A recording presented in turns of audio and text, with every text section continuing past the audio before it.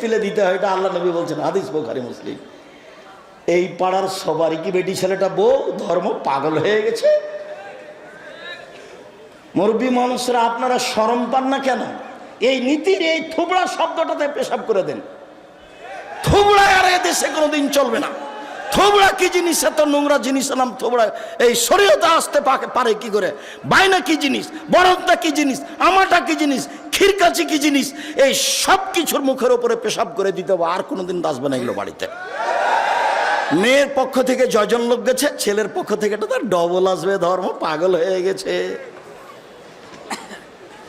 আমের সময় আম দিতে হবে, আটা দিতে হবে, খাসি দিতে হবে। বোকা ছেলে, তুমি দিয়ে আসো তোমার শ্বশুরকে। তোমাকে তোমার শ্বশুর দিবে কেন? তুমি তো লালন পালন করে একটা মেয়ে পেয়েছো, আবার তো মেয়ের বাপকে দিতে হবে কেন এত কিছু? শুনুন,